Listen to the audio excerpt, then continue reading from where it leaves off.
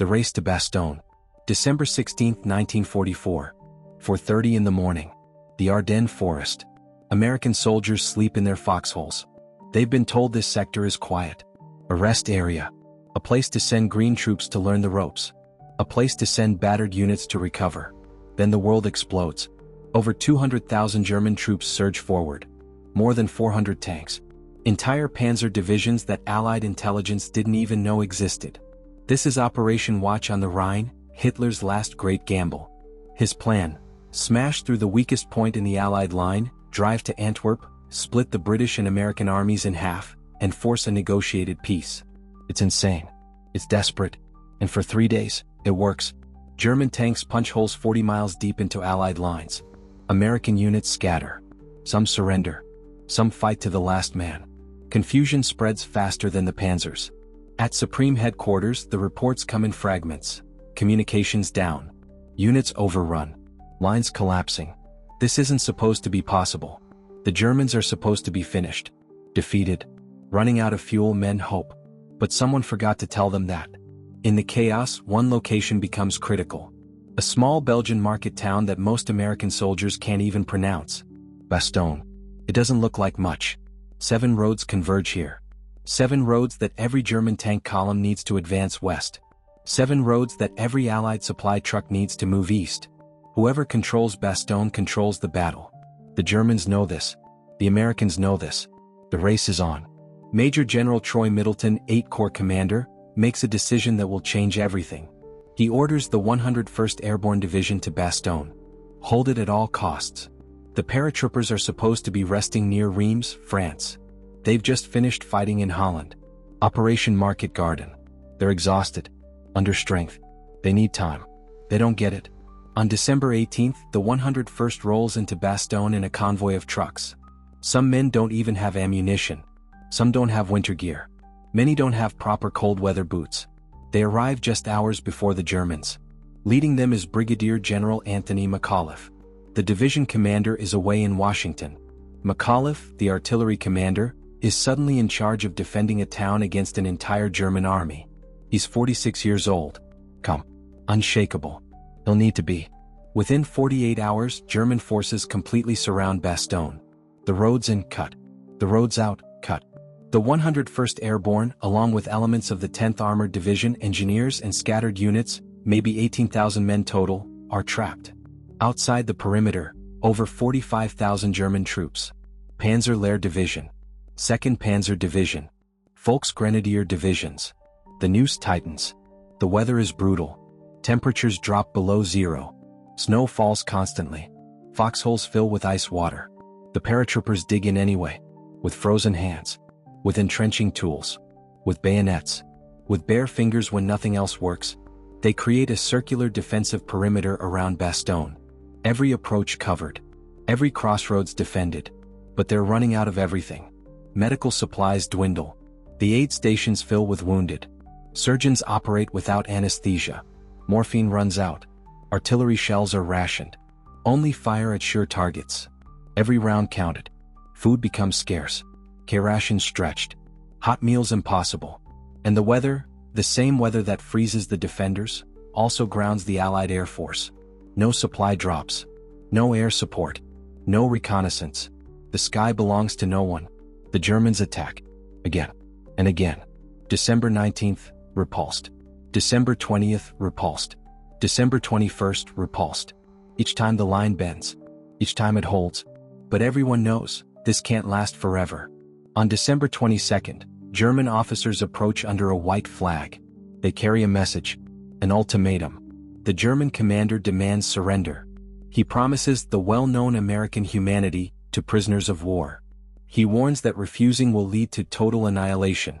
The message is delivered to McAuliffe. He reads it, looks up, and says one word, nuts. His staff thinks he's joking. He's not. That's his official reply, nuts. The German officers are confused by the American slang. It has to be explained to them. When they understand, they leave in silence. The message gets back to the German commander. Then to German high command. Then, somehow, to American newspapers. Nuts. One word that captures everything. Defiance. Stubbornness. Dark humor in the face of death. It becomes legend instantly. But inside Bastogne, the situation is no joke. They're still surrounded, still running out of supplies, still losing men every day. The question everyone asks, when is relief coming? 70 miles south, General George S. Patton is fighting a completely different battle. His Third Army is attacking toward the Saar River, pushing into Germany itself, making progress, winning. Then the orders come. Break off the attack. Turn north. Relieve Bastogne. Do it immediately.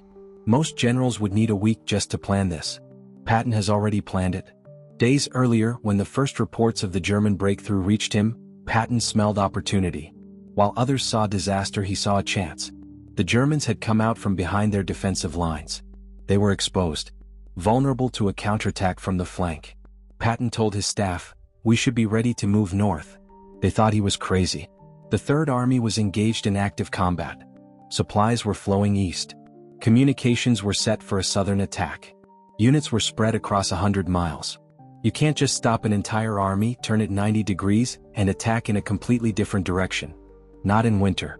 Not in 3 days. Patton disagreed. He ordered his staff to prepare 3 contingency plans. 3 different options for attacking north. Different scales. Different speeds. Just in case. His staff worked through the night. Movement tables. Supply routes. Communications plans. Fuel calculations. When Eisenhower called an emergency conference at Verdun on December 19th, Patton arrived ready. The room was tense. Grim. The situation looked dire. Eisenhower opened. "The present situation is to be regarded as one of opportunity for us and not of disaster." He wanted aggressive action. Counterattack. He turned to Patton. "When can you attack?" Patton's answer stopped the room cold. December 22nd. With 3 divisions. 72 hours. Some officers laughed. Surely he was joking. Exaggerating. He wasn't. "This time the crowd has stuck his head in a meat grinder," Patton said. "And I've got hold of the handle." Eisenhower studied him. They had a complicated history. Patton was brilliant. Patton was reckless. Patton had nearly been fired, twice, for slapping shell-shocked soldiers in Sicily. But Eisenhower also knew, when you needed someone to do the impossible, you called Patton. "George," Eisenhower said, "I want you to understand that if you make a promise and don't keep it, I'll bust you." Patton met his eyes. "I'll be there." What happened next was military logistics on a scale rarely seen. Patton turned the Third Army, over 133,000 men, 11,000 vehicles, 800 tanks, 90 degrees north, while still in contact with the enemy, in winter conditions, with no time to rest or regroup. Roads jammed instantly. Convoys stretched for miles. Infantry divisions marching on foot. Artillery columns rolling day and night. Tank units refueling on the move. Every bridge became a choke point. Every crossroads a traffic jam. Military police worked themselves to exhaustion. One wrong turn could delay thousands. Supply officers faced nightmares. Fuel had been stockpiled for an eastward attack. Now it needed to flow north. Ammunition was at forward dumps in the wrong locations. Food, winter clothing, medical supplies, all in the wrong place. Depot troops worked around the clock. Loading trucks. Rerouting convoys. Improvising solutions. The weather fought them every mile. Snow turned roads to ice. Engines froze overnight. Men slept in their vehicles, if they slept at all. Frostbite casualties mounted. Vehicles broke down. Some units ran out of fuel and had to wait, stranded, until supply trucks caught up. Communications were chaos. Phone lines couldn't be moved fast enough. Radio frequencies were overloaded. Orders relayed through motorcycle couriers. And through it all, the German offensive continued. Reports arrived hourly. The bulge growing deeper. Bastogne still surrounded. Time running out. Patton drove himself as hard as his men. He visited every division. Checked every bottleneck. Kicked every laggard into motion. "Drive like hell," he told his commanders. His Third Army staff worked with barely any sleep. Planning each day's movements. Coordinating with adjacent units. Solving impossible problems with whatever resources they had. The 4th Armored Division led the way. Major General Hugh Gaffey pushed his tankers forward. Through German resistance. Through blown bridges. Through villages turned into fortresses. Behind them, the 26th Infantry Division and 80th Infantry Division, attacking on parallel routes, widening the corridor, protecting the flanks. German forces tried to stop them. Defensive lines. Ambushes. Counterattacks. Patton's men smashed through. But it was slow. Bloody. Every village a fight. Every hilltop a battle. In Bastogne, the defenders were running on fumes. Medical supplies critically low. Artillery down to 10 rounds per gun per day. Food nearly gone. The wounded lay in freezing cellars. Medics did what they could, which wasn't much. On December 23, the weather finally broke. Blue sky. For the first time in days, Allied aircraft took off. C-47 transport planes roared over Bastogne. Paratroopers on the ground, the same men who had jumped into Normandy and Holland, now looked up and watched supplies jump to them. Parachutes filled the sky. Some white. Some colored for different supplies. Red for ammunition. Blue for medical. Green for food. Not all fell inside the perimeter. Some drifted into German lines. But enough made it. Ammunition. Medical supplies. Food. Encouragement. The defenders weren't alone anymore. Fighter bombers followed. P-47 Thunderbolts. They screamed down on German positions. Rockets. Bombs. Strafing runs. The pressure eased. Slightly. Enough. But everyone knew, they still needed ground relief. They needed Patton's tanks. December 26, 1944. 4:45 p.m. The 4th Armored Division's Combat Command R, led by Lieutenant Colonel Creighton Abrams, fought through the last German positions south of Bastogne. Abrams was a tank commander's tank commander. Aggressive. Fearless. His Sherman tank always at the front. His column had been fighting for 3 days straight. Through Bougainville. Through Ardennes. Every kilometer contested. German anti-tank guns. Panzerfaust. Desperate last stands. The 4th Armored took casualties. Tanks brewed up. Men died in the snow. But they kept coming. At Ardennes, the final German defensive position before Bastogne, Abrams didn't slow down. He attacked straight through the town. His Shermans firing on the move. Infantry riding on the tanks. A dozen Germans were killed. 30 captured. Then open ground. Abrams' lead tanks raced forward. Through the snow. Up the final road. At 4:50 p.m., 1st Lieutenant Charles P. Bogus Jr., commanding the lead tank of C Company 37th Tank Battalion, saw figures ahead. American soldiers. Paratroopers. He radioed back, "Come on in, this is where we've been holding." The siege was broken. Inside Bastogne, word spread instantly. Patton's made it. Relief is here. Men who hadn't smiled in a week grinned. Some cried. Some just sat down in their foxholes and stared. It was over. They'd held. That night, supply trucks rolled into Bastogne. Ammunition. Medical supplies. Food. Reinforcements. The 4th Armored's medics joined the overworked aid stations. Fresh surgeons. Morphine. Plasma. Bandages. The wounded could finally be evacuated. Loaded onto trucks and driven out. To real hospitals. To warmth. To survival. McAuliffe met with the relief commanders. His face showed the strain. 8 days of siege. But his voice was steady. "Glad to see you," he said. Understatement of the year. The corridor into Bastogne was narrow. Only one road. German forces still pressed from both sides. But it was enough. The Germans threw everything at that corridor. Trying to cut it. Trying to isolate Bastogne again. They failed. Patton kept the pressure on. More divisions arrived. The corridor widened. From 1 road to 3. From 3 to 5. The German offensive began to stall. Not just at Bastogne. Everywhere.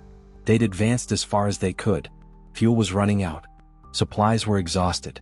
Casualties mounted. And now, instead of weak American defenses, they faced Patton's Third Army driving into their southern flank and Montgomery's forces pressing from the north. The Bulge began to collapse. The Battle of the Bulge would continue until late January 1945. But Bastogne was the turning point. The Germans never recovered their momentum. Their last reserves were spent. Their last panzer divisions shattered. Hitler's gamble failed. The cost was staggering. American casualties. Approximately 19,000 killed, 47,500 wounded, 23,000 captured or missing. German casualties. Approximately 100,000 killed, wounded or captured. Tanks, vehicles, equipment. Losses on both sides that could never be fully replaced. But Bastogne held. The paratroopers of the 101st Airborne earned a Presidential Unit Citation. McAuliffe became a legend. His "nuts" reply entered military folklore forever. Patton's relief operation was studied at military academies worldwide. How do you move an entire army in 3 days? In winter? While fighting? You don't. unless you're Patton. The relationship between Eisenhower and Patton, always complicated, found its moment of perfect synchronization. Eisenhower needed someone who would promise the impossible and deliver. Patton needed someone who would let him off the leash. In that frozen December, they gave each other exactly what the moment required. After Bastogne was relieved, Eisenhower sent Patton a brief message, "You did it again, George." Patton replied with typical modesty, "We can still lose this war." Then he kept attacking. Decades later, historians would debate the Battle of the Bulge. Could the Germans have won? Probably not. They lacked the fuel and supplies for a sustained offensive. Should they have even tried? Definitely not. It wasted their last reserves when they were needed for defense. But in late December 1944, in the frozen Ardennes, none of that was clear. What was clear? A town needed to be held. An army needed to move. And time was running out. The defenders held. The army moved. Time ran out, for the Germans. In Bastogne today there's a monument. A massive stone star. At each point, the name of a state whose soldiers fought there. In the center, an inscription. The Belgian people in gratitude to the American soldiers who liberated Bastogne. And every December when snow falls on the Ardennes, a few elderly men, fewer each year, gather there. They remember foxholes. Frozen feet. Empty rations. Friends who didn't make it. They remember waiting. Wondering if help would come. And they remember the sound they'll never forget. The rumble of Sherman tanks.